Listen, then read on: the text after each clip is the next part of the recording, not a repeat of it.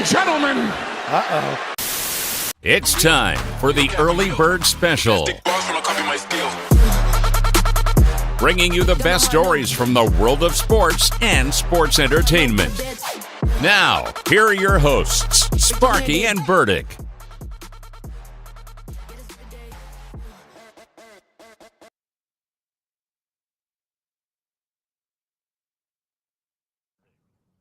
Well, good hump day morning, Bakersfield, surrounding communities, and everybody watching online on YouTube and Twitch at the Early Bird Special.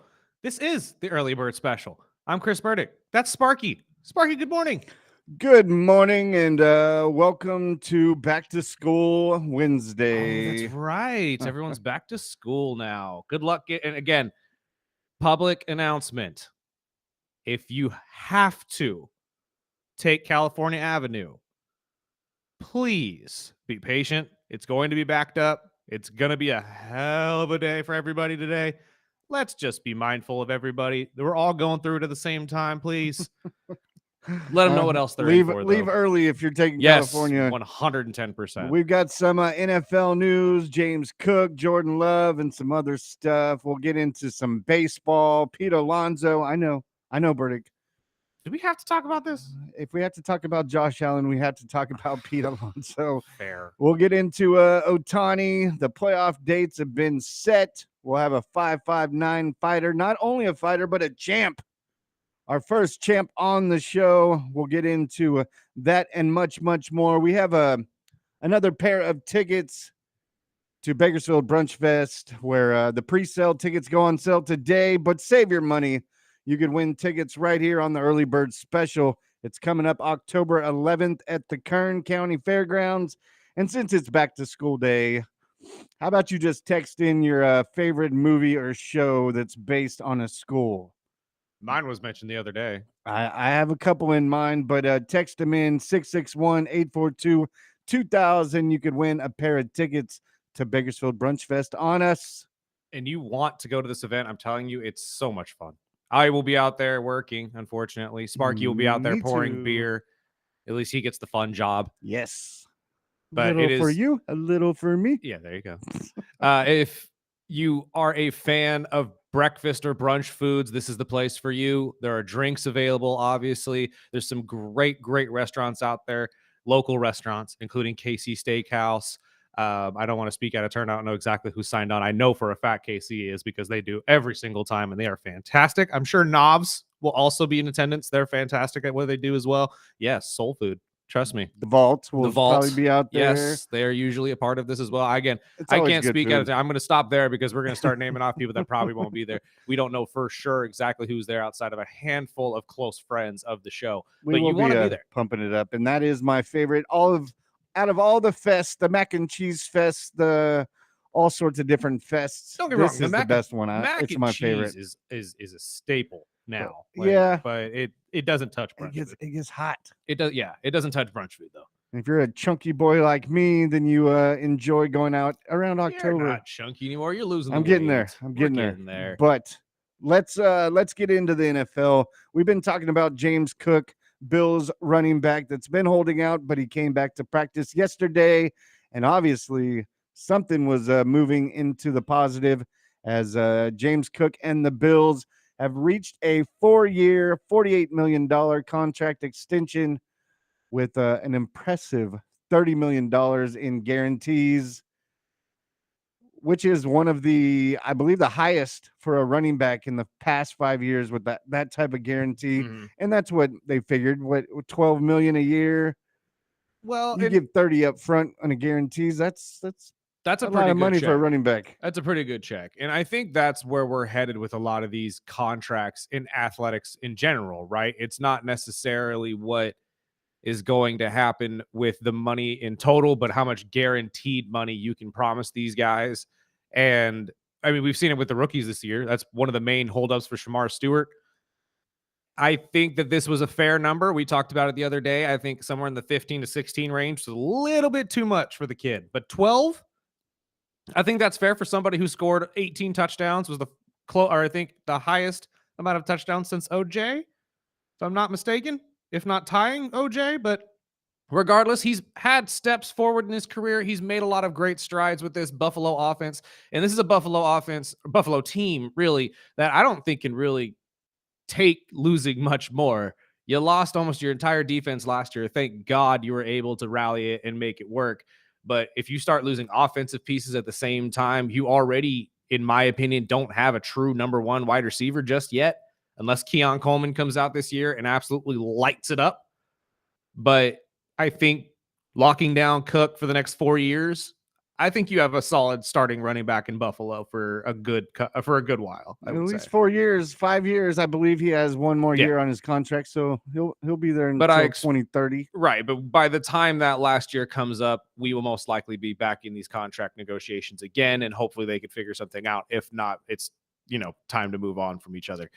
Usually it comes down to that. I don't know if he plays out the full 5 years of the contract before we get back into negotiations. Probably with running backs and how they get paid. And, there was a slump for a few years where running backs weren't getting paid, and now they're starting to pick up. And congratulations, James Cook and the Bills. I mean, again, I know you're not very happy about it, but like you said, if we have to talk about the Bills, I mean, you get to talk about the Mets at least. Oh, gosh. Which I'm going to let you talk about the Mets. I ain't talking about Pete Alonso.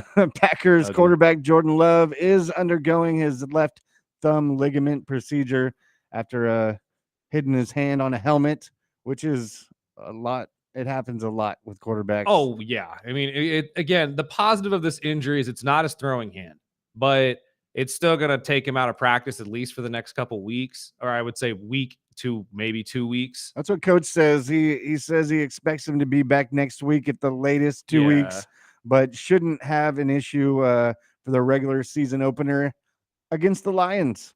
Is this a good or a bad sign for the Packers going into the regular season? I don't think it's really a bad sign. I think this is just one of those injuries that you want to get taken care of early, or at least before the regular season starts and potentially gets worse. Because like you just said, one bad hit to somebody else's helmet in week 1 or 2, and we're talking about him being out for a good 3 to 4 weeks dealing with something much worse. So GM said yesterday that they had discussions of letting him just tape it up and play the year, but when they talked to team doctors said, it'll be a quick recovery. Might as well just get it over with. And, luckily they caught it early enough that it's not going to lead into the season. I don't think it's that big of a big deal for him. Now, obviously, neither of us are professional athletes, but how do you feel about this entire situation about athletes choosing either to play on an injury or get the surgery? I know a lot of the time the surgery knocks you out for a longer period of time than just sucking it up and playing on it.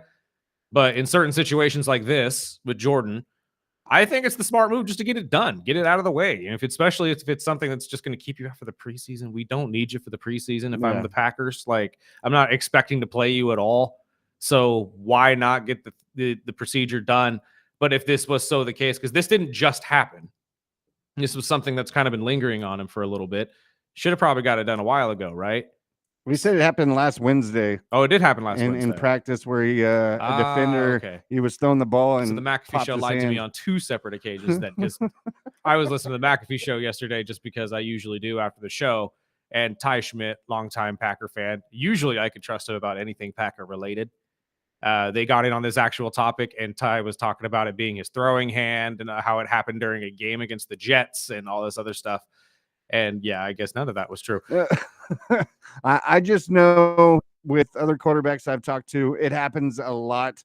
Even if the defenders aren't hitting, they still get close enough where you're throwing the ball and hit it. And it was supposedly it was in a practice. So it's football. Stuff happens. You know what I mean? It's like you said, it's probably just off the follow through. Somebody came in, knocked him on the hand with their helmet, and you have an injury there. But again, luckily enough, it's not his throwing hand. Yes. So I don't think that's real concern. I think I'm more concerned with injuries like Stafford, which is a back injury.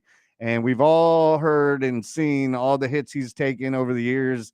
And I think that one is the closer we get to football, the more I'm nervous personally with Stafford, just because it's a back injury. Do you think there is some validity to this entire theory that this is kind of like the Christian McCaffrey situation where they're trying to hide something that's much worse than it actually they're showing it to be? I'm starting to think it.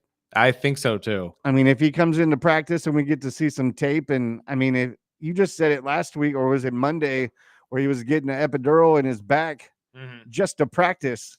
And I mean, that wasn't even in pads. He was just throwing passes onto the sidelines. But well, I mean, if you're needing to take an epidural in practice, I mean, this is probably going to go into the season, and it might be a deeper issue where we see a lot more of Jimmy G this season than Stafford. Honestly, I think you're right, but a lot of people listening to us have had a slip disc before. You know how it feels.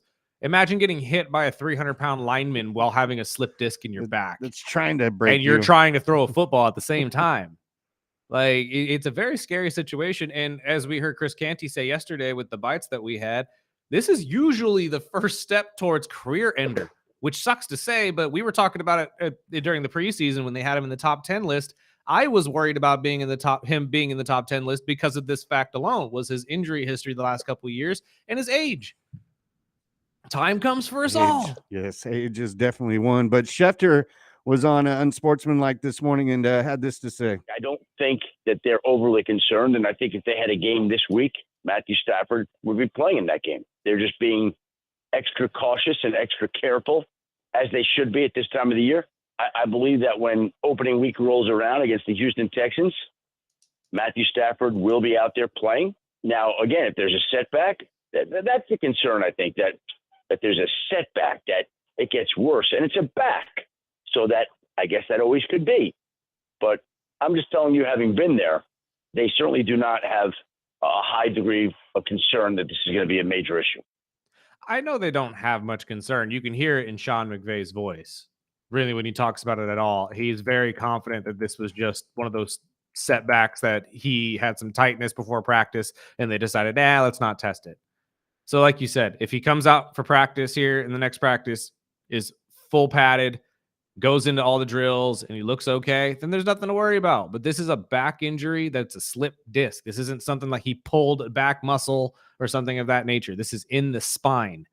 That's not exactly an easy thing to play on, nor is an easy thing to heal from. And something that'll linger in for a while. I mean, it might for the rest of his life. Those back injuries ain't no joke. No. But I would definitely keep an eye on Stafford. Luckily, I don't know if it's luckily, but they've got a veteran backup. It's not like they have to worry about like Quinn Ewers or. No, that's fair. And again, like you said, Jimmy G, although we love to hate on him a little bit, he is or has been a starting quarterback in the league, and a successful one, really, when you think about it. But it's still not Matthew Stafford. And that's even if they don't decide to go with the kid from Georgia. You know what I mean? Who looked pretty solid in the first preseason game. So we'll see what the Rams decide. The plan 100%, I think, if you're a Ram or in the organization, is Stafford is the quarterback going forward for at least the next year and a half, 2 years. I know this has been a lingering thing, but we could get into it real quick before the break, because we've got plenty to talk about in baseball. But Aaron Rodgers, complaining like always, but came out yesterday, doesn't like his helmet. These new helmets make him look like he's wearing a spaceship on his head. Well, I mean, when they ban your helmet because it doesn't protect your brain very well, I guess you have to make adjustments there. Yes. But I mean, again, they have to cover themselves. I'm of the understanding that it is weird playing in certain helmets, or at least the fit of them. I get it. Not every helmet fits for every player. Trust me, I understood that when I played football. But you have enough money to go and make a custom helmet that the NFL will pass. So go make one. Go to Shutt or whoever you liked and say, hey, they won't let me use that last helmet, but can you make me one that's up to date that I can use for this season? Go get it done. You have the money. I don't understand why we are even like having this issue. And I guess that he's going to have to practice with multiple different helmets this week due to figuring out what type of face mask he wants. He said the face masks don't fit the branch of the helmet, and the ones that they're issuing him, which is the second version of the one he wore, it's just a little, tweaks, and he's saying that he can't see out of it. Well, there's like 50 different face masks that you can change out to. But I feel like the only reason we're talking about this is because it's Aaron, right? And it's not because Aaron's blowing it up, but it's because the media is like, there's now something wrong with Aaron. What's Aaron talking about now? Exactly. And any reason for the media to go and find something to stir up about the Pittsburgh Steelers and Aaron Rodgers right now, they are going to do that, because I think a lot of them are very upset that going into camp, it's actually been pretty positive and actually been pretty good signs from Aaron Rodgers outside of this helmet thing, which I doubt he's really that concerned about. But I'm still under the these are the stories where I look at it and say, Aaron, you have the money. Go do it yourself, dog. Like, just go get one mapped to your head. Is that not legal for the NFL? In fact, I feel like that's what we should do with everybody, right? You all have the money. Yeah, go get a mold, have the companies make you custom helmets for you that will protect your brain. It's not like these companies aren't kicking down the doors to do business with the NFL. Exactly. Like, I mean, we have fake stories right now going out about Sanders using a AI meta helmet. I saw that. By the way, if you are on, I am officially off TikTok. I'm done. I'm done with TikTok, dude. And it has nothing to do with China. It has everything to do with you dummies on TikTok. There is nothing valid. There is nothing factual on there. Nothing. The kids talking are all dumb and none of them make sense.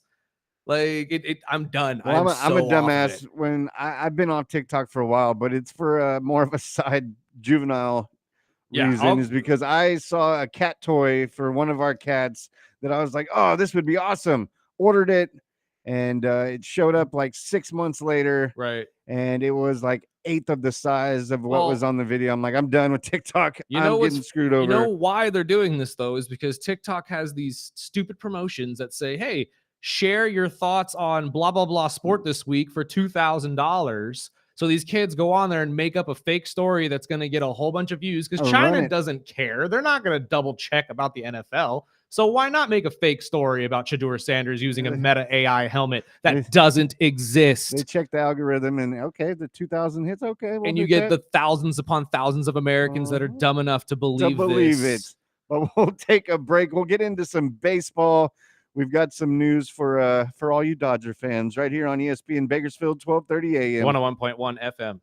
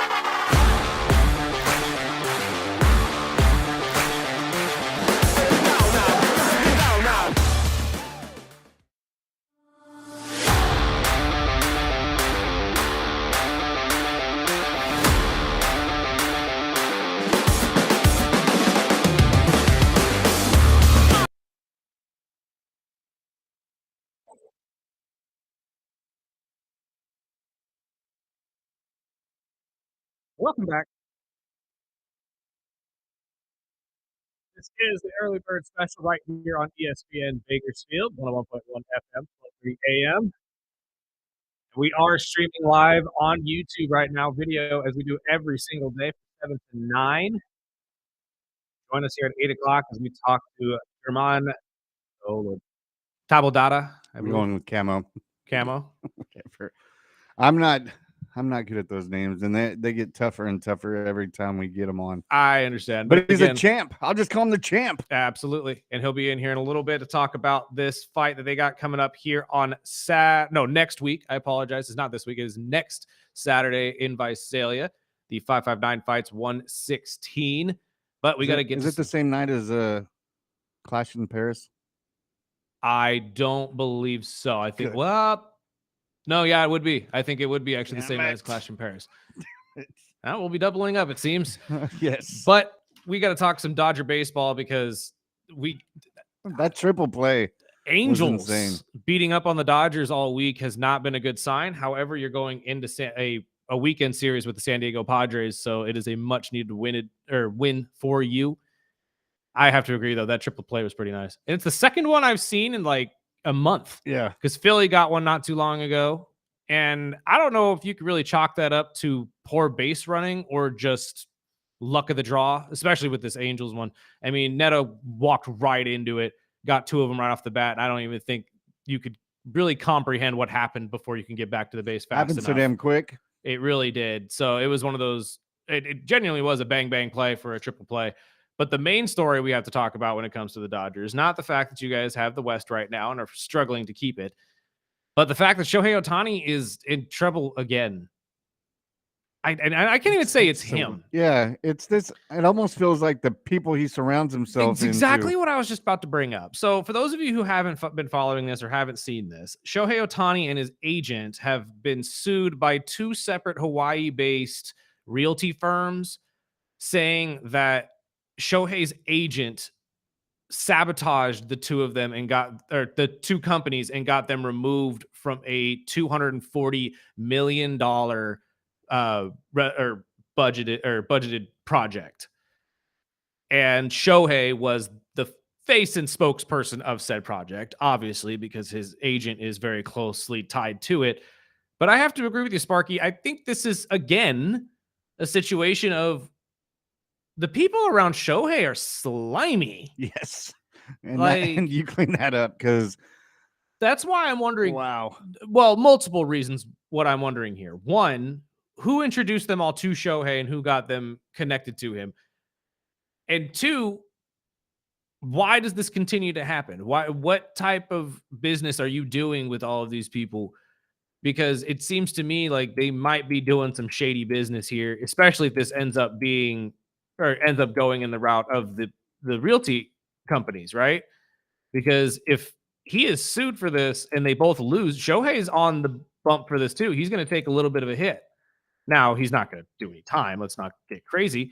But he will most likely be heftily fined, and all of that allocated money towards the end of his career and the rest of his life is going to be going towards a different company here pretty soon. So that's why I don't understand if it's just the people he surrounds himself with, or you should just go with the age-old adage of show me who your friends are and I know who you are. You know what I mean? So this one's tough, man, because the more I read into it, the more slimy I would say. I would take that word as the people he's around. It seems like the more they're releasing info that Ohtani might be unaware of all this, what was going on. He was just like, hey, buddy, I'll be the face of it, whatever you need. And it's another slimy guy. And again, is it a sign that Shohei may just be too trusting with a lot of these American businessmen? I don't know exactly how these business transactions go or how he's met all of these people and come about, signing on with them and all of that nature. But I mean, between obviously his agent, his past interpreters, there are some untrustworthy people around this guy. And I'm not sure if it's like Much like we talked about with Aaron Rodgers and how the media blows up almost everything that he does, right? Is it kind of the same thing here with Shohei Ohtani, where we see him as such a golden god kind of a thing that anytime anyone of bad, like any ill intent around him is immediately just latching on as quickly as they can. You know what I mean? That's what I was going to ask you. Do you think it's these slimy business people that see his name and be like, oh, say, dude, if I can get into that, exactly, I'm making money off this fool. Exactly. Like they see an opportunity and they're sitting there saying, oh, and he's gullible at the same time. Oh, heck yeah. Like that's kind of where I see this going, right?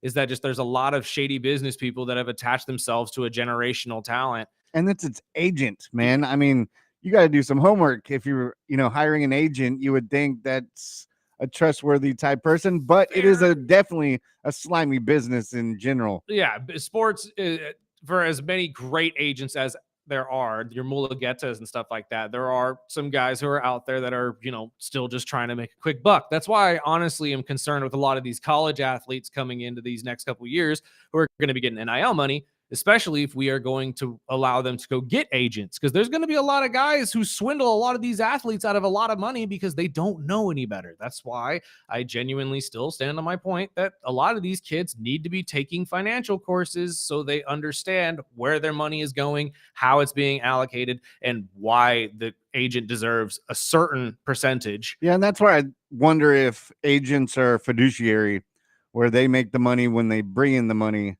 more involved, not as involved as, these side projects possible. Because I mean, $240 million. Yeah, it might not be a lot when you're thinking Ohtani, but that agent, I'm sure, is like, ding, ding, ding. And again, if Ohtani had nothing to do with the two businesses being removed from this project, and he still gets penalized for it just because he's connected to the guy and is the face of the entire project for them, that's not right either. Yeah, there's some type of wording in those contracts that either you're the face of this or your business involved. Yeah. So it's gonna be a story that I'm sure will develop over the next couple of weeks. But we'll take this break, and if you'd like we said in the first segment, if you'd like to get in the running for some Bakersfield Brunch Fest tickets, just text in your favorite movie or TV show that had something to do with school. I have a few in mind. We've got a couple texts. You are definitely in the running. We'll get to it after our interview with the 559 champ. Just at 8 o'clock right now as well. If there's any 90s kids out there and I don't hear Magic School Bus at least once, I'm disappointed in all of you. All of you. Miss Frizzle would be disappointed. We got to take a break, though. This is the Early Bird Special right here on 101.1 FM, 1230 AM, ESPN Bakersfield.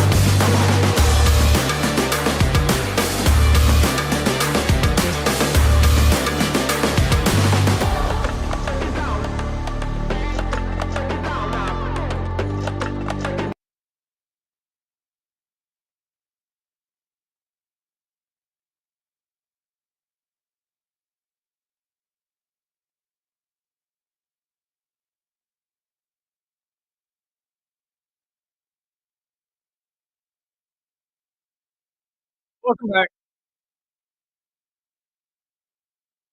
And like Sparky said, we're going to talk about the polar bear. Where did that come from? I honestly don't know. It just kind of like became his nickname. I'm not exactly sure where the polar bear started. I could look it up and get back to you on that here in a little bit. But Well, before you do that, Strider out of the stretch deals. Swinging a line drive, deep right center field, out toward that wall. It is gone! A missile into right center field, a 2-run home run, and history. Number 253 for Pete Alonso, all alone as the franchise leader in home runs. And listen to this crowd, everybody on their feet. listen to this crowd. I've always wanted to do a play-by-play. They just have like the coolest job. oh yeah, no, it's fantastic. It's so much fun to do it. But honestly, the favorite of mine for the Mets for play-by-play is always behind the bag. But there's a whole different reason for that one. Yes, Pete Alonso has moved past Darryl Strawberry for the most home runs in Mets history, now with 254 in his career. He hit 2 last night.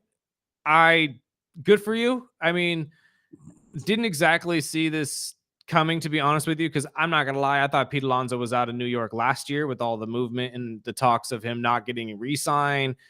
And I'm happy to see it for the guy because I know he's a baseball guy. I know he's all about baseball and has been since he was a kid. It's one of those situations where you love to see someone who has put forth his entire career towards one franchise, no matter how good or bad they have been. So I give him that credit. But as a Phillies fan, whoop-de-doo, Basil.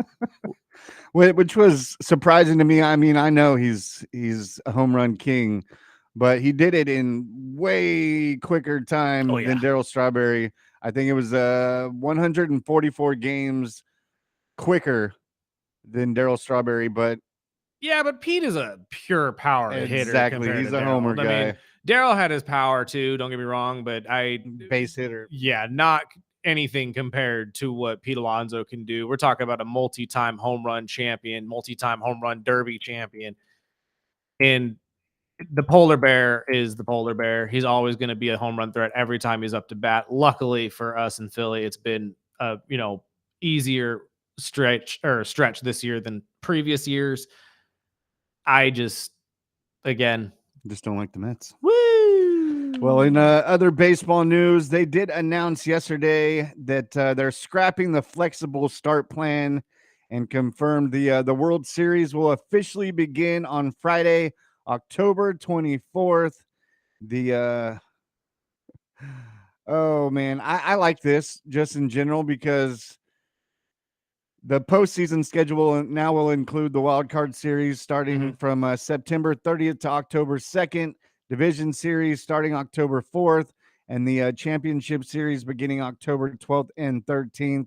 But regardless on how quickly the championship series wrap up, it'll always be on the October 24th this year. They're not moving it around. You can set your dates. And I think that one of the things that Unsportsmanlike was talking about this morning is now they can sell tickets.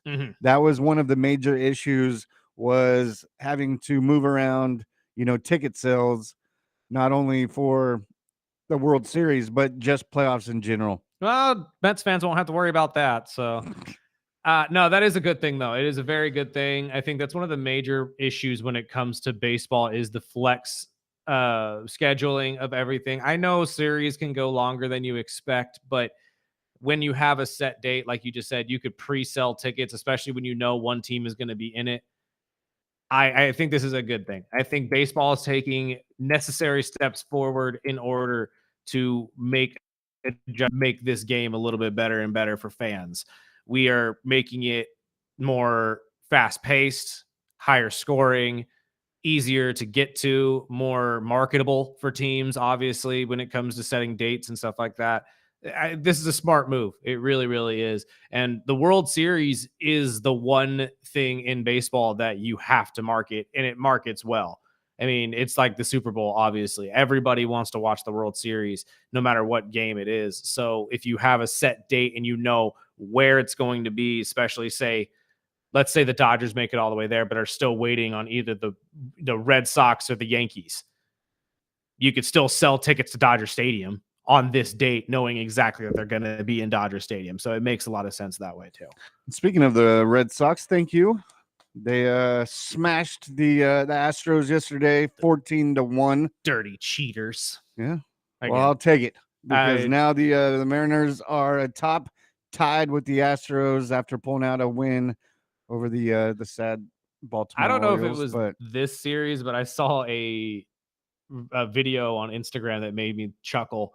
But somebody had taken a shot at the Astros, I believe, at an Astros game because someone was in a Oscar the Grouch cosplay without the trash can, and the commentator saw it obviously when the camera panned in on him. He said, "Where's the trash can? Is he out there banging it to tell him where the fastball's coming?" It's like, oh, that's messed up. And you're never gonna live that down. No, ever. And you know what's sad? It's only because they got caught. Yep, that's it. And with 42 games left for the Mariners and Astros, they're all tied up. So it's going to get real interesting. You have to stay consistent. That's the key here at the end of the season. I believe they're 9-1 in the last 10 games. And what is it? The Brewers? Yes. Got 11 in a row last night. Oh, they smacked Paul Skeens. It was ugly. I didn't even want to talk about it. I want like for as great of a season as Paul has had, this is the one game where I was like, oh, wow. Like they took it to him. And the Brewers are a fantastic team. They're a great regular season baseball team. But I say regular season baseball team because, I mean, do I need to go into the history of what we've seen from the Milwaukee Brewers in the playoffs the last decade? I'm pretty sure everybody knows how great they've been regular season wise, but have fallen flat on their face when taking on teams like the Cardinals, the Dodgers, the Giants, teams who win World Series. So we will see if they can actually shake that all off. But I'm not a huge believer that this entire run from Milwaukee is going to be legit. I really am not. I still think that the NL is going to run through either LA or Philly. It really is. Do you think when is the time for Dodger fans to get upset and worried? To start getting worried. If you lose this series to the Padres this weekend and they inch ever closer to taking that spot from you, if not taking that spot from you. Is that they're close, right? Yeah, they're within 2 games, I believe. And the Padres are not something to slump about. No. If they get hot, and they're going to run away from you. The positive for the Dodgers is they're getting the pitching back at the right time. Blake Snell came back and he looks pretty solid. I mean, if you can't pull off a series win after this Angels series, I would start becoming concerned. With about 30, 35 games left. Exactly. Because again, as we've talked about many times on this show, when it comes to getting ready for the playoffs or playoff ball in general, you want to be the hottest team. And this is the opportune time for the Dodgers to turn it around and become that hot team. I think we talked about this, 2 weeks ago, when there were 50, 60 games left. And I said, if they could win 40 of the last 60, 30 of the last 50, something of that nature, and go into the playoffs with a solid 4 to 5 game win streak, they're going to be fine. Yeah, they'll be perfect. But if you continue to struggle and you go 500 baseball into the playoffs, you're in trouble. No matter how good your roster is, you are in trouble. So I don't know. I'd say hit the panic button here after this weekend if you can't figure it out against the Padres. Well, if you'd like to win some Bakersfield Brunch Fest tickets, text or call in anytime before 8:30 because we are giving a giveaway a pair of tickets. Tickets go on sale today at BakersfieldBrunchFest.com, but you can win them on us just by calling or texting in your favorite movie or TV show that has something to do with school, with back to school day. Starting today, my son is a junior in high school. Ooh. Wow. How you feel? Feeling old. Are you? Yes. I realize prom is here. Yes. And he's got his first girl. And then he reminds me yesterday, Dad, Tuesdays and Thursdays, I have a band. I need you to pick me up at 3:30, then take me back at 6, and then pick me up at 8:30. Luckily, wait a minute. It could be worse. I get it. It could be worse. Doesn't he have a car now, though? Yeah, but his license isn't legal until December 1st. So we'll get through the last 4 or 5 months, and then I'll be complaining about, I miss picking my boy up. I don't even know where he's at. But we'll get into that and much more. Get your text in, as we have 3 or 4 already in there. So if you want to get in the running for some free Bakersfield Brunch Fest tickets, do it now at 661-842-2000. We'll be right back after this break. We are the Early Bird Special.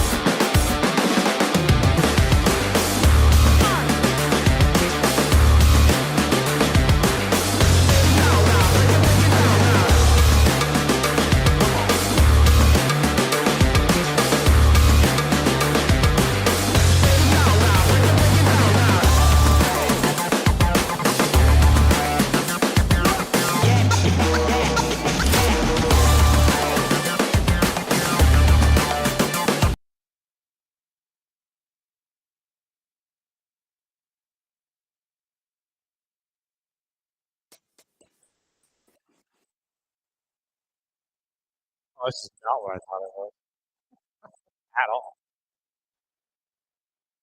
Welcome back. This is the Early Bird Special. Last segment. Oh, hour. If you're wondering why he's doing his best, Beavis and Butthead, I can't do either of their voices or either last. That's a dang good Beavis. You do it. That's a pretty dang good Beavis.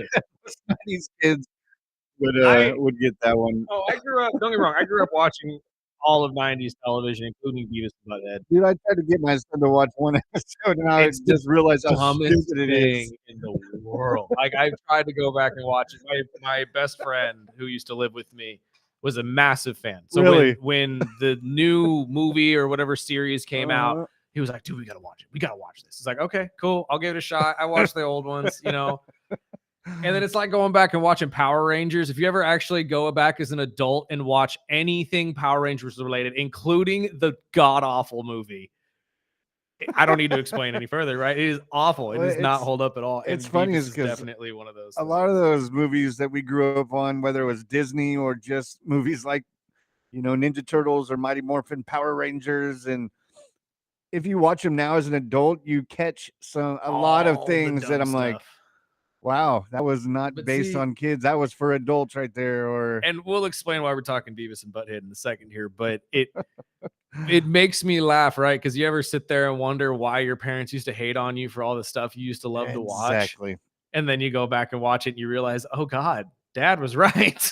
But there's a lot in like Full House, Saved by the Bell, stuff like that. I'm like, wow. Well, there are a lot in the cartoons that you used to Cartoons are most worse. I grew up on like Invader Zim is full of just really, really bad stuff, making fun of the government and stuff like that. Like there's a lot of different things you could talk about, but we don't have nearly enough time to get down to all of that. Let's talk a little WNBA. The reason why he's doing his best Beavis and Butthead impression is we now have heard word on an update of this entire sex toy scandal with the WNBA. They are searching for the man who threw it at the the New York Liberty game 2 weeks ago. A week ago? Yeah, August 5th. Yeah, so a week ago, the man who was walking around in a Beavis and Butthead t-shirt with sunglasses on and a hat trying to be inconspicuous, I guess. I don't know exactly how that screams, don't look at me. But they are searching for the man. They have a clear picture of your face. I know he's not listening to me, nor could he hear me, but anybody who even thinks that this could, like, you could go and do something like this, let's not forget there are cameras everywhere. They're going to find you. And wouldn't you want to fit in with the crowd, not wear your Beavis and Butthead shirt and just like exactly wear something black? That's maybe a hoodie. There it is, the Beavis and Butthead. And it just bugs me that this is going on in general in the WNBA, to be completely honest with you, because it's taking away from a lot of really great things that have been happening in the WNBA. But much like we said the other day, if this cryptocurrency company is the real orchestrator of all of this, I would expect some sort of lawsuit to be coming pretty soon. It's coming. You can't just do that, go to ESPN, try to remain anonymous and say, oh yeah, we're the perpetrators, and not explain exactly who you are, what the cryptocurrency is, the name or anything. And it's because, well, yeah, the minute you find out who we are, you're going to sue us. Yeah. They're coming for you, dude. We live in the 21st century. Is running out. That's what I'm saying. You're going to lose all of that money because we live in the 21st century. You're going to get caught. All of these people that you are orchestrating to go throw these on the court for you, someone's going to tell. Because I'm not going to lie to you, I would. Yeah. The New York police walk up to me and say, you're under arrest for doing this. And then I'm in the room with the detective and say, you only got one way out, kid. You tell us who employed you. Here you go, officer. You think the crypto thing is real?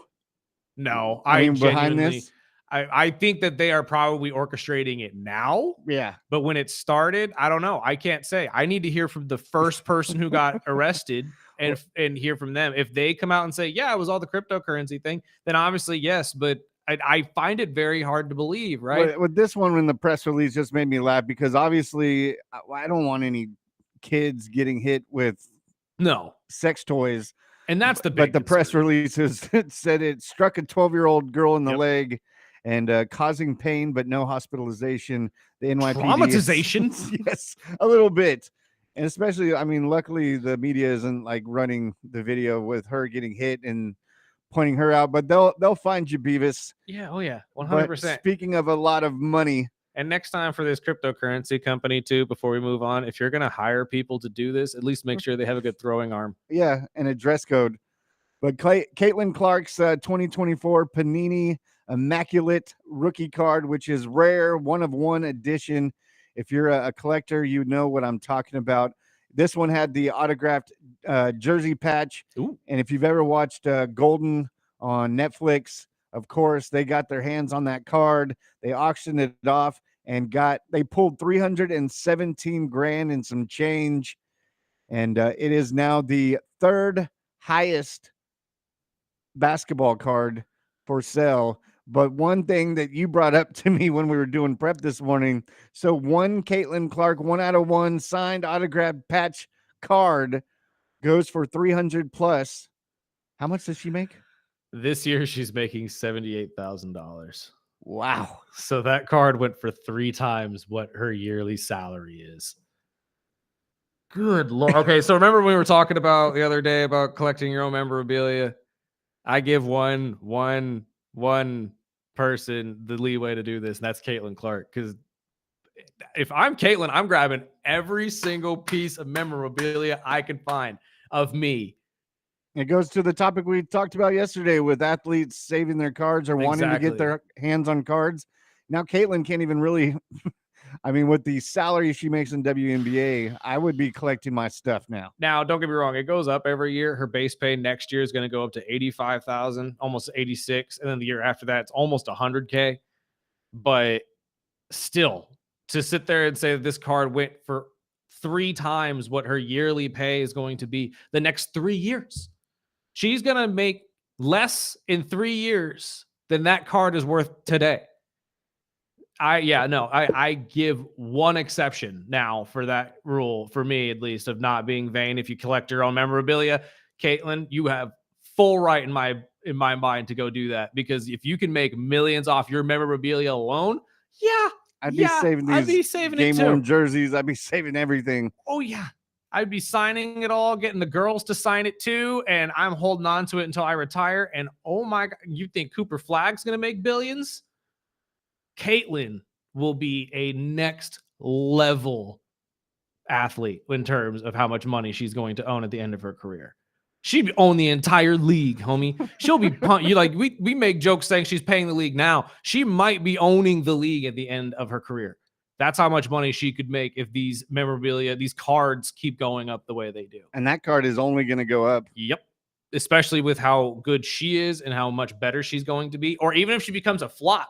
That's the funny thing. Even better. Exactly. Like, people don't really consider that. Even if she, and knock on wood, I hope this never happens, but if she just dropped tomorrow, never played basketball again, and became a massive flop or a what if, that card's value would probably get higher than she would have if she played her entire career and was a superstar. Like, that's just the crazy part of how all of this collector stuff just works. Yeah, the more she's in tabloids, the higher that card and all of her cards. She's not even making $80K a year this year, man. And that card went for $300. You know how we were talking about the Miami Heat security guard with the LeBron James jersey, big dummy? Oh, good God, man. How much money she could be making off of herself. And she probably will. We got to take a break, though. On the other side, we're going to be talking to a champ from the 559 Fights right here on the Early Bird Special, 101.1 FM, 1230 a.m.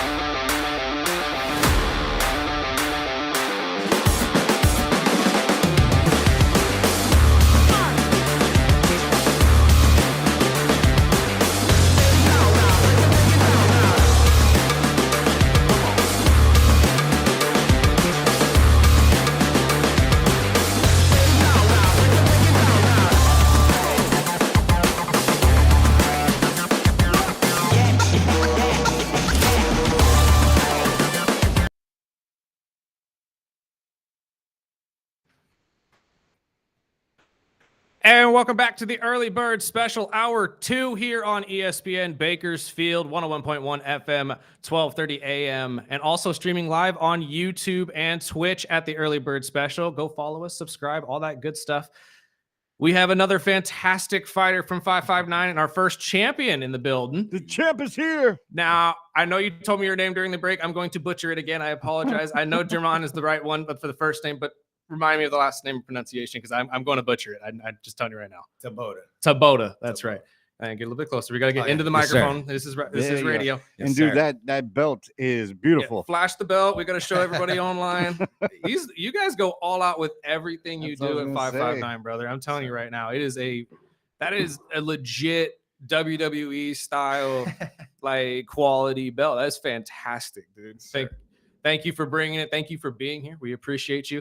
And how are you feeling for this next fight? Obviously, you're running it back with the guy from a couple months ago. So how are we feeling going in? I feel good, man. And nothing's really going to change, if I could be honest with you. Nah. We fought since April, so I don't expect him to do anything different other than try to drop me. You know what I mean? Right. Because he did drop me in the first fight.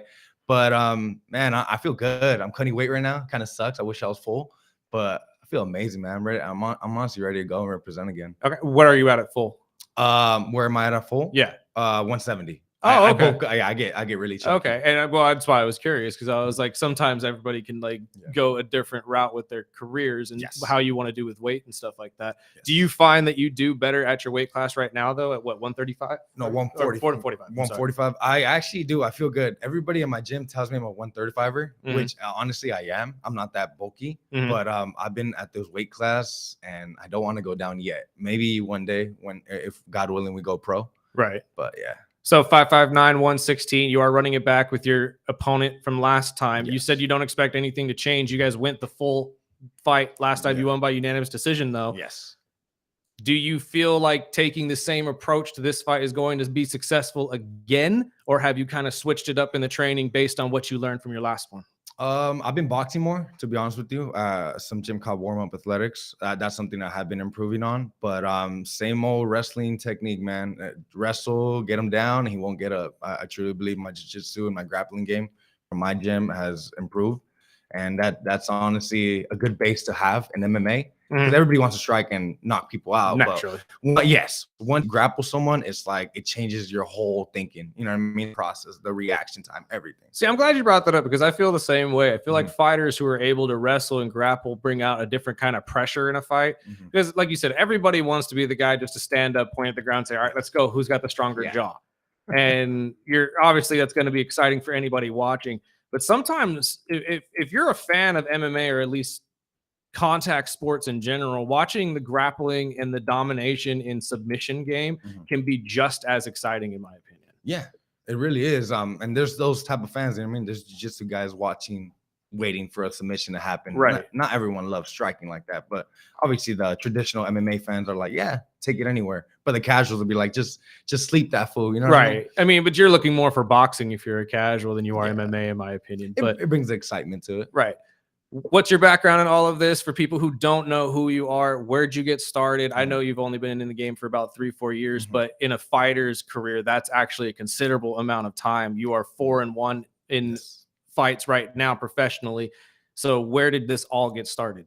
I started at Eric Nolan's. Oh, nice. And after COVID, I went to the Shoot MMA. I continued my journey there. I've been there for as long as I've been fighting, competing. And I've just been working my butt off right there, if I could be honest with you. Just consistently right there. I transitioned to other gyms, obviously warm up, and I do cross train a lot in LA, or sometimes I train. Obviously, I still go to Eric sometimes, but just to get some good quality work. You know what I mean, from different looks around Bakersfield. Well, Nolan's a legend here in town, and you bring up warm up. We had Grayson over from warm up. He's a G2, but cutting weight before we get into other stuff, but cutting weight, I mean, from 170 to 145, I mean, how tough is that? And what is the routine when you have to cut weight like that? I'm hard on myself because I blow up, man, and I love sweets. So when I do get up to 170, I got a muffin top, and I'm just. Dude, I've never met a fighter that doesn't love sweets, though. That's funny. Like everybody's got like a candy or some sort of sweet that just they have to have during the off season. It's so true though, man. Especially because all that discipline that comes into the game. But I slowly but surely just stay consistent in the gym. Keep working out, you know what I mean? It sucks because everybody's making fun of me. They tell me I look like an unk, all chunky. Like me. But it's just consistency, man. And slowly but surely. Right now, I actually weigh 156. So I still need about like 12 pounds to go. But I'll be 150 by next week. Just training every day in the gym, wearing sweats, wearing a sauna suit, drinking a bunch of water. It does suck, but it's rewarding at the end of the day. So old school wrestling tactics, I take it, the whole trash bag over the workout suit and running laps and stuff. Yes. Oh God, that's gotta be worse, brother. How do you fight under those conditions though? Because I wasn't somebody who wrestled in high school, but a lot of my friends did, and they would always tell me during those portions of their time like training, they would have zero energy going into fight. So how do you kind of combat that and go in with the energy you need to obviously keep the belt?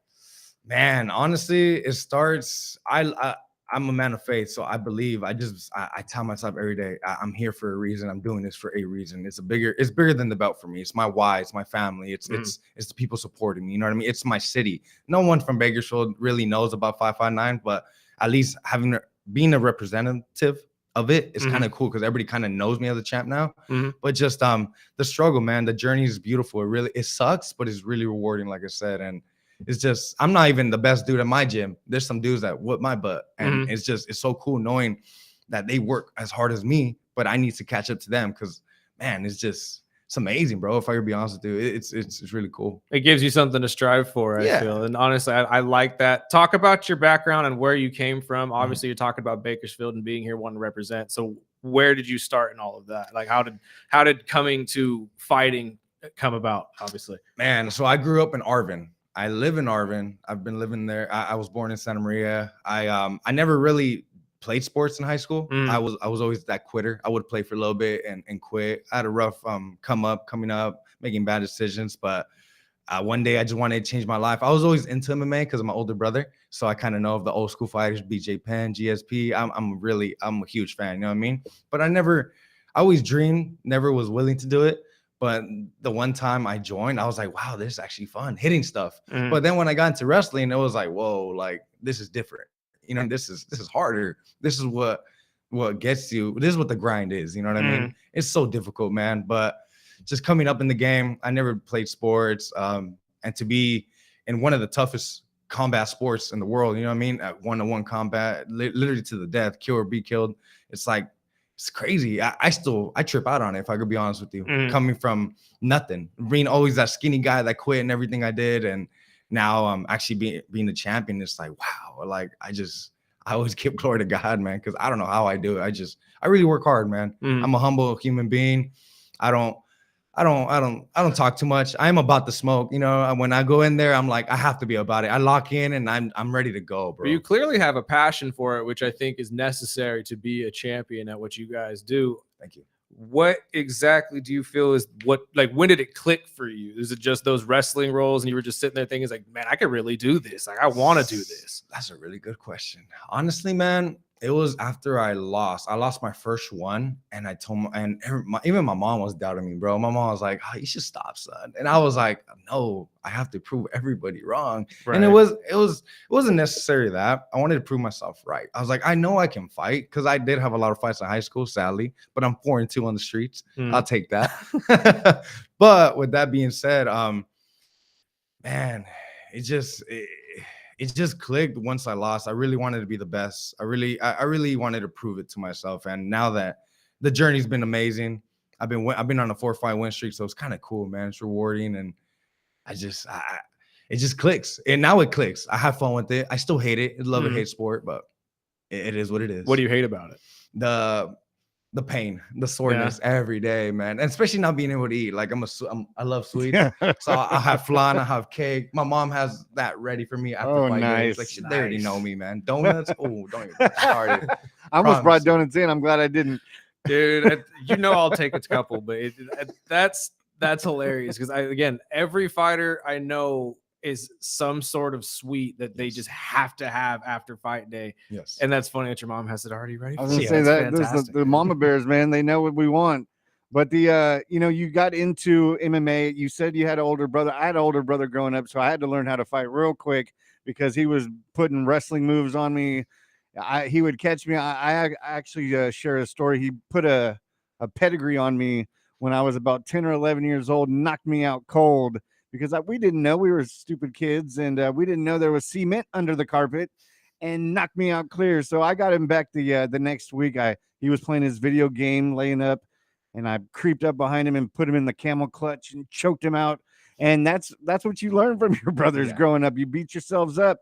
But I mean, you got into the MMA, you're a big fan. You mentioned Penn. Is there a certain favorite that you kind of I would say edge your fights about? Somebody that kind of put that fire in you? Or is it your brother? Honestly, man, I would have to, even though he doesn't wrestle, or he never really shot a takedown, Nick Diaz, bro. I have that grit. I have that. I don't want to quit. I'm ready just to die, bro. I'm ready to scrap if I have to scrap. Even though I've become more of a grappler now, I'm always down to scrap. You know what I mean? that was like my base. And honestly, Nick Diaz, I don't talk smack like he does.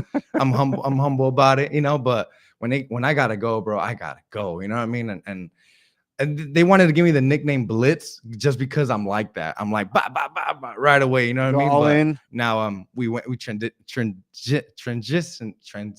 it to God's will. So God is good, man. And the next 559 fights, August 23rd at the Visalia Convention Center. Tickets are on sale. Go to 559fights.com. Do you know? These fight cards, we were talking off the air. These fight cards are long. Yes. Do you know where you're seated in that long fight card? I believe you're second to last, aren't you? Yes, I am the co-main event. Nice. Co-main event. Are both of the main events title matches? Yes, I believe there's 4 title fights. Are there? If I could be honest with you. Okay. Yes. So Fantastic. It's going to be a very chaotic, violent, exciting night. We'll be out there because I did look up Clash in Paris is the next weekend. So we have the weekend. We're pumped. We'll be out there in Visalia. And I'm looking forward to it. Get your tickets, 559fights.com. Absolutely. And then one final question for you before we let you go. We are a sports show, so we like to talk to you guys about stuff other than the sport that you play or, are incorporated in. Football fan, baseball fan, what do you usually like to follow? I'm a football fan. Football? What are you, Niners? Patriots. Patriot fan. Okay. I'm sorry. Well, we got a Dolphin fan in there. Really? He's a diehard Dolphin fan. But we both agree. We think that your team is a sleeper this year, brother. How do you feel about him? I don't keep up as much anymore. Okay. I think I've been off for a year, especially with having. So I take it you're a Tom Brady fan. Then. Yes, but I still root for the Patriots. I got to stay loyal. Hey, at least he didn't switch to Tampa Bay. That's the good thing. I did not. I will give you that. You didn't switch to Tampa. I do love our quarterback, though. I'll tell you that. Oh, he looks great. Drake May is going to be a fantastic quarterback for you. But the Dolphins are coming up. I'll give you that. I've been 30 plus years saying that every year, and right now we're undefeated, so I can take it in stride. But here, ask me in a couple months. Hopefully, we're in good plans. But surprisingly, not liking the Patriots. That was one of my sleeper teams I picked this year. I think bringing back Vrabel, that defensive minded. New England's always got a tough defense. I'm not sold quite yet on Drake May, but I do like the rookie receiver. That rookie running back looked really good in preseason. And Stephon Diggs, you can't overlook Stephon Diggs. So. At this point, anybody but Buffalo for this guy. Yes, right now. Anybody but Buffalo. Right now, He'll even take the Jets. Really? At this point. Don't say that. That's all the time we got for you, my brother. Thank you so much for your time. We really appreciate it. Once again, 559 Fights. Go buy the tickets. The show is next weekend. Yeah, we'll get you back on after you get that TKO. Absolutely. Yes, run it back at 2-0, my friend. 2-0. That's all we're thinking. No trilogy. No trilogies anymore. All right, man. We got to take a break, pay some bills. This is the Early Bird Special right here on 101.1 FM, 1230 AM, ESPN Bakersfield.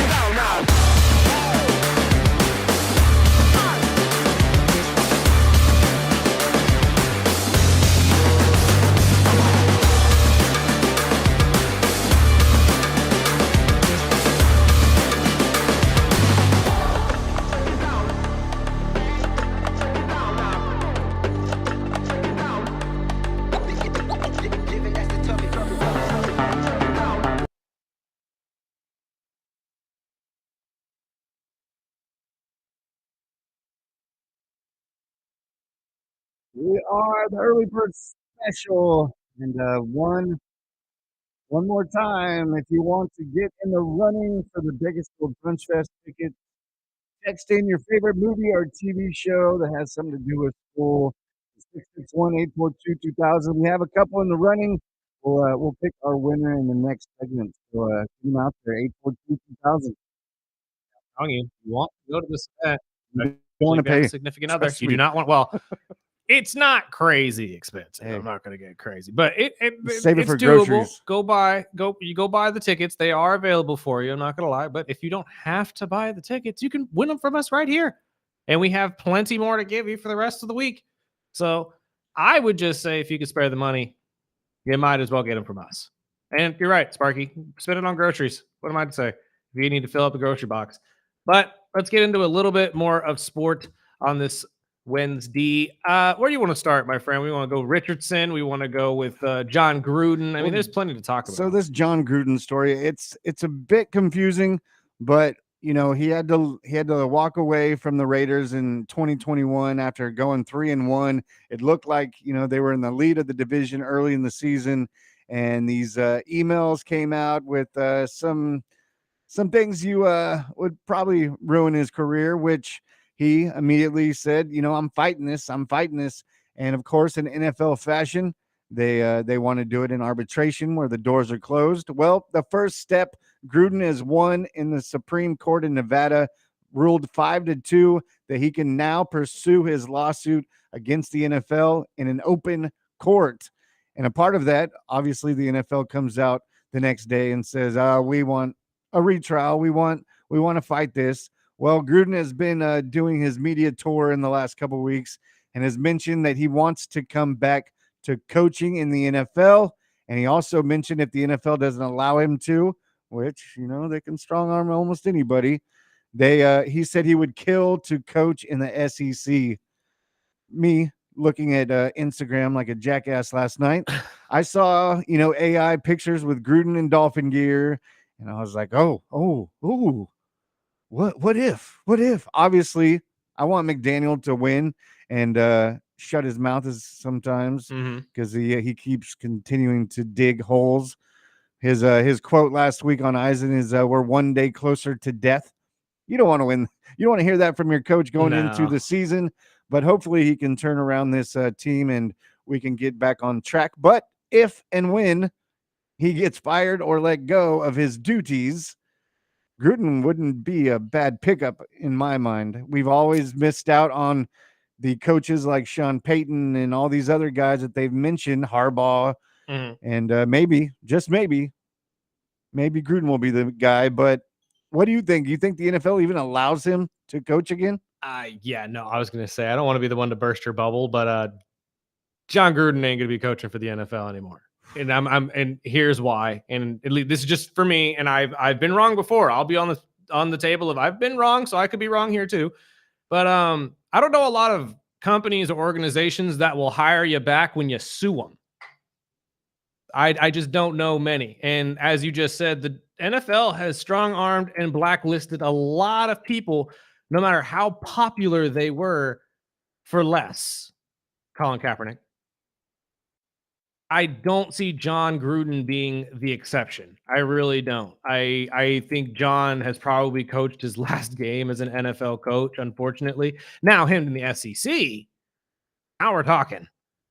Now, and I'm going to throw out a little bit of an oddball here, but if LSU doesn't produce like they are really projected to and everybody expects them to, ergo get back to the number one overall team in the nation, Brian Kelly, he might be out of a job.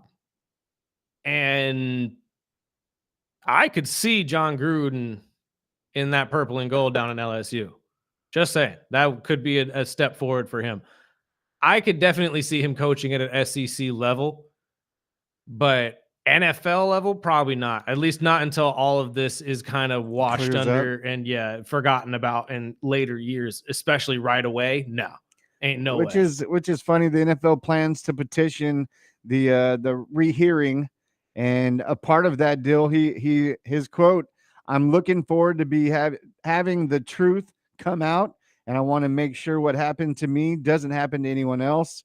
And he wants it all cleared, which the emails have been out. They've been released. Everyone has been able to read them. And I mean, Gruden is a hard-nosed, type of old school OG coach. And I think you're probably right, but it would be awesome to have him back in the NFL. But I'm starting to think maybe he does go into coaching in college and maybe do that for a couple years. And then maybe over time they open that door for him to return to the NFL. But I would be shocked if his first coaching job is in the NFL. I would be too. And to be honest with you, I just think that the better route for him would be to go to college and have a solid run in college, right? Because if you can go back to okay, let me set my table here a little bit better.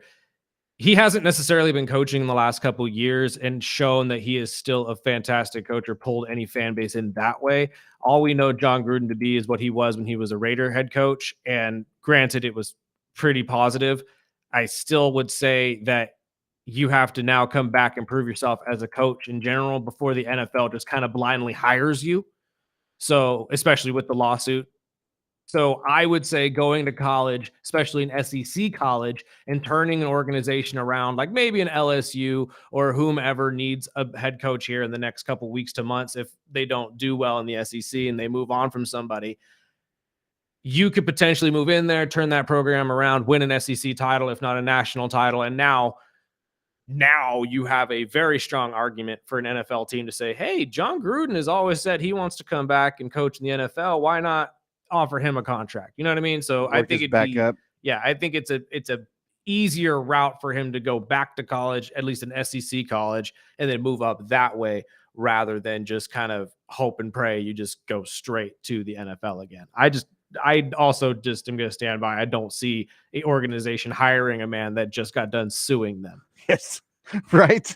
That usually doesn't work well. Doesn't happen. So it's like suing Disney and then going back to Disneyland. Exactly. It's like, it's not going to happen that way. So if John Gruden becomes a NFL head coach again, maybe in the next decade, 10 years. Yeah. Yeah. I would assume it's because he went back to college first and somehow brought a team back into relevancy. And we've seen, older type coaches. How crazy would it be to see him and Belichick and these older coaches, making a career out of college football? The money is there. Honestly, I think Belichick is going to benefit from being a college coach. I think college football now, I mean, we talk about it all the time with NIL. It's more like professional football than it ever has been. And who better to teach a lot of these athletes how to be a professional than one of the best professional coaches that you can buy? And that's Bill Belichick. So I think it's going to be a positive step, not only for him, because it's going to allow him to coach and have control of a team and do everything he wants to do with an NFL team, but at a college level, obviously. And it's going to allow these North Carolina athletes to come in and have a good, how do I put this? A good leader to get them to where they want to go. Yeah. I mean, you want these younger guys to learn the sport. And we've seen it a lot with big colleges like LSU, Alabama, Georgia, right? That these NFL ready type coaches can prep these players into college, into professional athletes before they even get drafted. Pete Carroll with USC, Nick Saban with Alabama. I mean, they all have little tips in the toe of professional game before they came back to college and dominated. Who's to say that Bill Belichick can't be the next in line to do that? Yeah, and he's doing it backwards. We saw what Saban did in the NFL, and it wasn't pretty. Awful. Same with Pete Carroll. Pete Carroll, when he was with the Patriots, not the best, right? But he goes to USC, has a great career down there, goes back to Seattle, or back to the NFL in Seattle, has a solid couple years there too. I had a buddy shut up. You don't want Gruden. You're getting Belichick next year. Don't say that. That would be wild. But we'll take our break. We'll get our Brunch Fest ticket winners, and we got some other miscellaneous news that we'll get into right here on the Early Bird Special on ESPN Bakersfield, 12:30 a.m. 101.1 FM.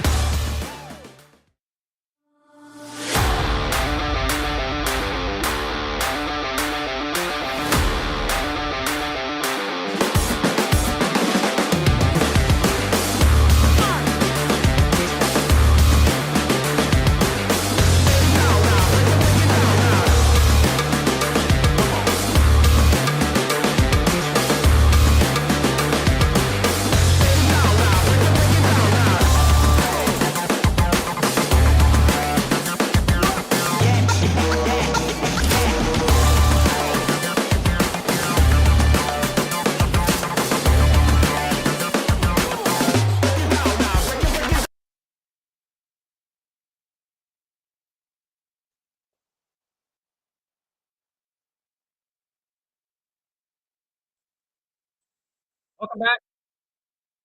This is the early bird special right here on 101.1 FM, 12:30 a.m. ESPN Bakersfield. This is your last chance. Text in right now, 661-842-2000.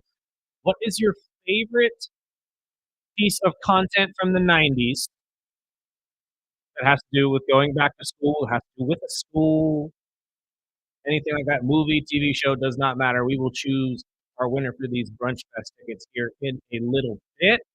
We're going to let you guys get one last push here into those just in case you would like to go to Brunch Fest October 11th at the Kern County Fairgrounds. Obviously, it is a 21 and over event because there will be alcohol involved. So, no, you can't bring the kids. And honestly, like I keep saying, you don't want to miss this one. You really, really don't. It's so good. Or go ahead and miss it. I'll eat all the food. I don't care. I'll take it home with me. They let us do that sometimes. Nothing like Bloody Marys in October. Oof. Especially when the weather is perfect. Football is here. You can go get a nice pregame on before you go out on a Saturday. And then Sunday, you wake up a little bit hungover, ready for football. What's better than that? Oklahoma's incoming quarterback has firmly denied any involvement in sports gambling after a couple screenshots of some Venmo transactions from November dating to his freshman year at Washington State. And so what he was doing is he was sending money through Venmo. And, you know, these cash apps, they have you write in the memo of what it's for. I usually just go with a pizza emoji, whether it's pizza or not. It's just easier and there's no confusion. Food. But when you're playing a college sport where you're getting paid to do, and he put in the memo, sports gambling. Like, really, like I get it if he says it's an inside joke among friends, and he said, I've never bet on sports and I would never bet on anything gambling activity. I don't gamble. But how stupid do you got to be? I know no one listening to me right now needs to hear this because all your kids are already at school and they're the ones that need to be taught this. But you learn at a pretty decent age that inside jokes and social media do not mix. They don't hit. Venmo is a social media. It is, because everybody can see what you're spending money on. That is a social media account. If you have friends on something, that's social media to me. So to go on there and to put sports gambling, even if it was a joke or not, dumb. Big dummy. Yeah, you just dug yourself into this hole now that you're trying to fight out of. Big dummy. And honestly, could get you in a lot of trouble and lose you a scholarship if it gets far enough. Because if they find out that it was for indeed sports gambling, even if it was a like little friendly bet between you and your homie, that's a violation. You could get in a lot of trouble for that. So that's why I'm saying, let's learn from this example and from this lesson that, one, if it is an inside joke, keep it inside. And I'm so tired of hearing people say, oh, it was a joke. That has never worked in the history of humanity. Never once. I don't know why everybody goes to that too, right? It's the first thing you hear out of someone's mouth when they insult somebody. Oh, it was a joke. Has that ever worked for you? Ever? Has it worked for anybody you know? So why does everybody go to that excuse? It's not a joke. It wasn't funny. And it didn't hit. It didn't hit. Exactly. And if it wasn't for sports gambling, he's going to have to prove it wasn't.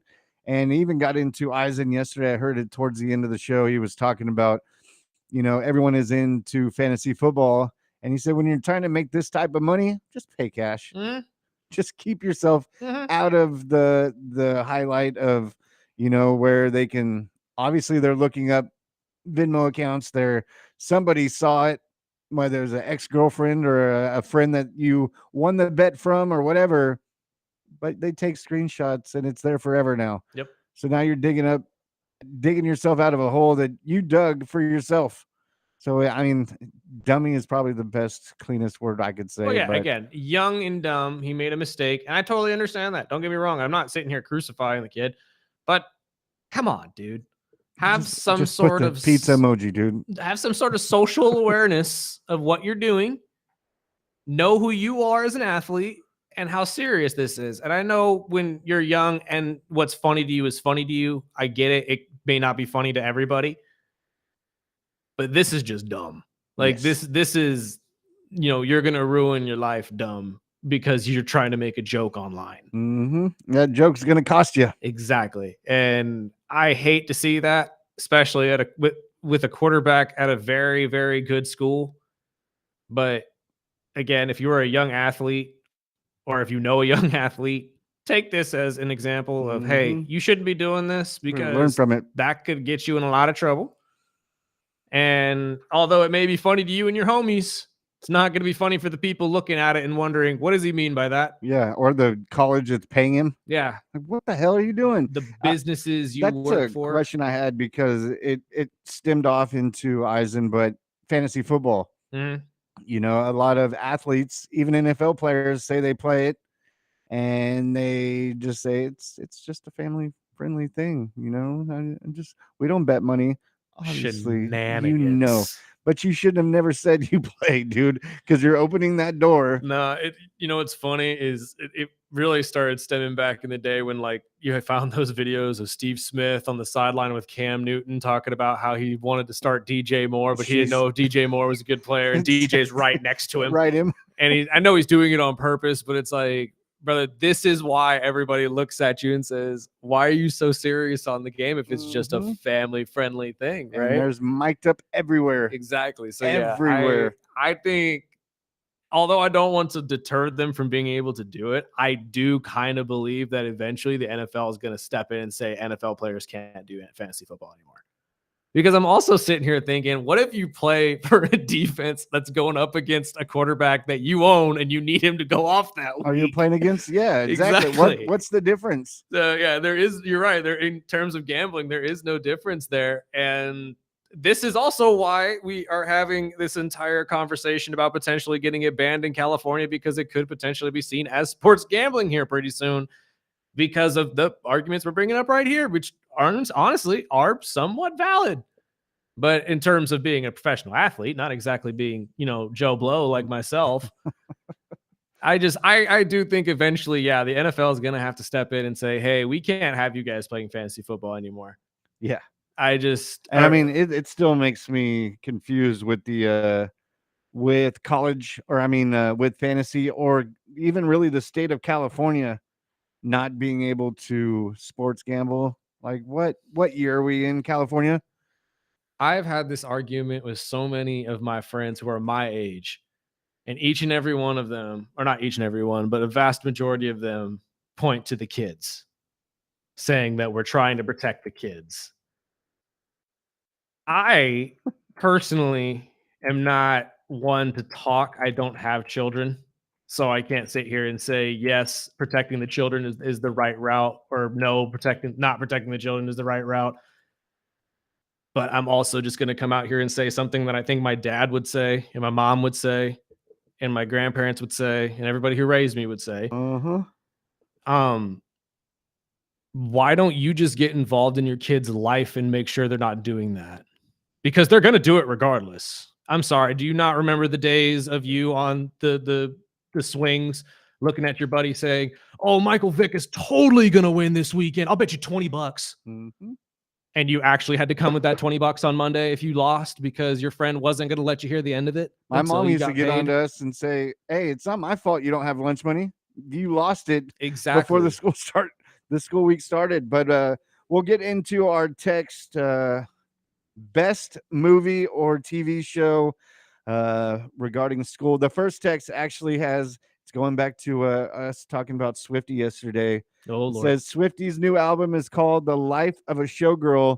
I think you guys had better names yesterday. Oh, we had 100% better names yesterday. And honestly, she did slip that into the promo video. I didn't even catch it until after the show yesterday. But you're right. She said it right away. It's like, oh, this is my new album, Life of a Showgirl. And I was like, oh, we had a whole segment of what we thought the album cover or album name was going to be. And I agree. I think we had better ones. I think we had much better album names. So we'll run down these movies and shows and we'll pick a winner. The first one says Fast Times at Ridgemont High. Ooh, that's a good one. That's a classic. You have to talk that one. We've got Dazed and Confused. Okay. I mean, that's my favorite, but I can't exactly pick favorites here. This one is She's All That is a great school movie too. It has happened to be filmed at the high school I attended. Oh, that's a cool story. Very cool. Call in and tell us about that. One of the ones that I brought up, which I was waiting for, was Back to School with Rodney Dangerfield. One of my favorite old school movies. That one is hilarious. The next one says my favorite school-based show of all time is Saved by the Bell. Oh, okay. The next one says Stranger Things with all the Hawkins High School stuff. You know what? I would qualify that. Yeah. I think that's a total school thing. That's a good one too, which I hit Vaughn's yesterday on the way home. We needed dinner and cat litter, and I picked up on the way out. I had like $6 extra. I got some Stranger Things Chips Ahoy. Ooh. Well, what's Chips Ahoy or Oreo? They have red velvet. They're all it's Oreo. It's an Oreo, so it's a black cookie with the red velvet inside. Ooh. They're pretty damn good too. Fantastic. The next one is Old School with Will Ferrell. Oh, that's great so one. Good. And then the last one is The Show Cops. Where are we going with cops? I don't know where you're going with that one. Explain that one. But I love all the picks. So many good choices. And if you don't win today, we'll have another pair tomorrow. Don't worry. I'm gonna leave it up to you. I picked yesterday, and honestly, I my favorite's already on the board with Dazed and Confused, so it's gonna be favoritism for me. So I can't pick it. So I'm either with Stranger Things. That was outside the box, and I like being horror fans. I think creativity. Which I hear Weapons is fantastic for my brother as well. We'll talk tomorrow with Hop that'll be joining us, because yesterday I read, and I didn't want to share with you because I don't think you know the character because you haven't seen it yet. But one of the main characters from Weapons, they're actually doing a prequel. They announced yesterday that they're going to do a prequel to this old lady that's a part of the movie. And hey, well, I was explained what the situation was last night. She's the crazy old lady. The family member, the auntie. Okay. And they're going to do a spinoff going back to what made her crazy. Well, and if you watch the movie Weapons, you'll enjoy that. But we will text the winner and get your information. I appreciate everybody jumping in. If you don't win, like I said, jump in tomorrow or Friday. We'll have 2 more pairs to give away. And tomorrow we'll have Hop talking all movies and entertainment. And I'm disappointed in every single one of you. Not a single one of you said the Magic School Bus. Oh, not a single one of you. I was waiting for Saved by the Bell. Out. And Saved by the Bell is fantastic. Don't get me wrong. But there's plenty of Nickelodeon shows and stuff like that weren't shouted out either. But not Magic School Bus? Are we serious? Yeah, and I will save your info. You might win tomorrow if you don't. But we'll wrap up the show. We've got some news. I know I get texts. You talk a little about wrestling. Well, we try to save it towards the end of the show or the beginning when we have KG. But there is some interesting news that's coming out with Naomi and the WWE. We'll get into that and much more right after this break. We are the Early Bird Special.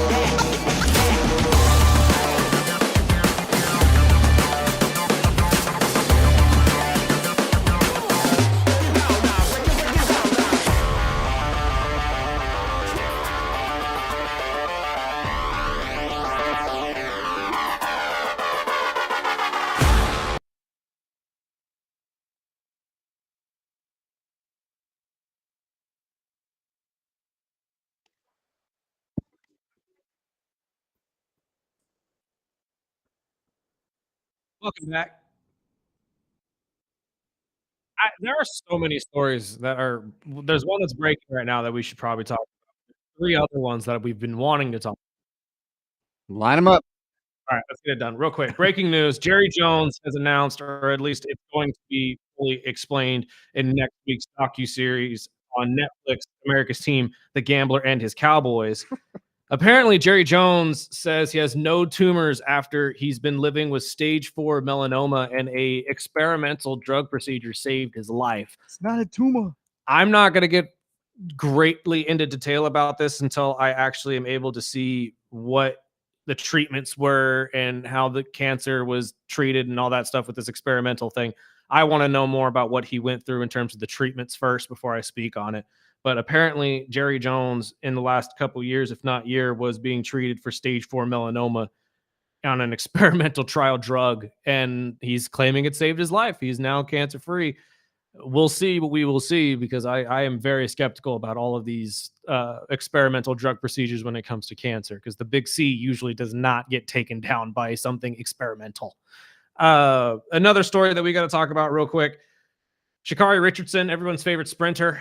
If you were following the story from a week ago, 2 weeks ago, she was arrested early August for domestic violence for a incident that happened between her and her boyfriend in a airport, where she's seen essentially trying to snatch the bag off of his back, throwing stuff at him in an altercation where he was just trying to separate himself from the entire thing. She has come out and talked about it, has apologized to the boyfriend, saying that she put herself in a compromised situation. Yep. And she says that she loves him and she can't apologize enough, etc., etc. I just wanted to highlight this for people who say that, we highlight too many times that male athletes do this and females don't. I think that this is just something that we need to take into account, that is human, and everybody is capable of these types of things.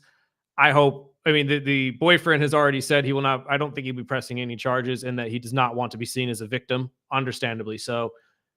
I don't think this was really anything that should have been blown up to her being arrested. It was just a major blow up in terms of a fight between a relationship. But I am happy to see that she is at least taking accountability for her actions and are willing to take steps forward to fixing it. I think that's what every athlete should do when you are faced in a situation like this. So now, if it got to a situation where it was a full-blown beatdown, we're in a completely different ballpark. But this was just something that I think Sha'Carri is going to be learning from and hopefully bouncing back from as she prepares for the next Olympic trial. And honestly, the last story that I wanted to get to, it's a feel-good story, at least in my opinion. Well, there's actually two, but we'll get to the other one probably more tomorrow, because Venus Williams has qualified. Say that. We'll get into that because she's got the wild card that she wanted for singles. Yeah. She already had it for mixed doubles, but now she got it for singles and will be the oldest one to participate in the U.S. Open at 45 since like 1972 or something of that nature. It's going to be really cool to see. And we'll have Debbie Lewis in here next month to talk about tennis, as she wants to come in and talk about the Open. But I'm pumped, man. I was just about to bring that up. I was like, I hope we could talk to somebody like Debbie to bring this up, and she's pumped. Really get the full experience of why this is such a big deal in tennis, especially women's tennis. After I think a 2-year absence, right? Yeah, a 2-year absence and a reemergence for her in her career that I don't think a lot of people were fully expecting or taking seriously. But now that she's getting wild cards in singles, if she could do well here at the U.S. Open, she could reignite herself back into these. Not why I wouldn't say top 10, but I mean, she can fight for a lot of these championships, man. She really can. She's a talent that no one else has seen or ever been able to replicate. So, well, outside of her sister. Last story we have to talk about, though, which is a feel-good story for most of you wrestling fans, because we've talked about it for a long, long time about how we were expecting this to come. Maybe not at this rate or not as early, with the timing, but timing is everything with life. We don't know for sure, but there are heavy rumors out there in the WWE that Naomi, the women's champion, is expecting with Jimmy Uso. This is something that they were hoping to have happen post her championship run, I believe. Very much. There's another member of the bloodline coming. Yes, that's what we needed. Yeah, more. And honestly, if you're a Chris Van Vliet fan, he just did an interview with Zilla Fatu where they go over this as well, where Zilla goes down the family tree extensively and He doesn't even know most of them. Who's the chick? I should have sent you the video. There was a video yesterday that surfaced about I think it was Jay walking out with a cousin. She's a women's wrestler, and she's big, but she was signing some autographs, and the guy was saying, I guess she's an independent wrestler right now, Probably, but she's got some skills, man. And of course, the bloodline will continue to grow. But they did announce that there should be a special interview that's going to come out tomorrow, where and Naomi do an interview with Stephanie McMahon, and that's when they're supposedly going to break the silence. Some people are saying that she's pregnant, and they're gonna, find a way to pull the title. She was supposed to fight with Io Monday Night Raw, and they pulled it last minute. And I think it's starting to point in that direction, which is awesome, because she's talked about doing a title run and taking time off to build the family. And it might be. I would be surprised if it wasn't. Honestly, I wouldn't be surprised either, because when I heard she was pulled for medical reasons randomly on Monday after not necessarily having anything wrong with her previously, normally they don't do that. Unless they're, again, trying to blend the line of kayfabe. Once again, we will see. That's crossing the line. No, I don't know if it is. Is there a line? It's wrestling, man. There is no line. I'm telling you, anything can happen in the world of wrestling. Exactly. But at the same time, if this is true, congratulations to both of them. That's fantastic. I love to see that. And I'm all for more in the bloodline. Give us, for the rest of my lifetime, I would love to see Samoan wrestlers, man. I do not care. But if this is true, we have a big question mark at Clash of Paris now, because she was supposed to take on Stephanie Vaquer. So if this is the case, maybe we get a triple threat once again of Stephanie, Io, and Rhea for the title. Woo. And Stephanie now has a legitimate shot at holding that thing. We got to take a break, though. We'll talk about this and more tomorrow, 7 to 9 a.m. Until then, we got to get out of the way for the great Rich Eisen. Sparky, let's get out of here.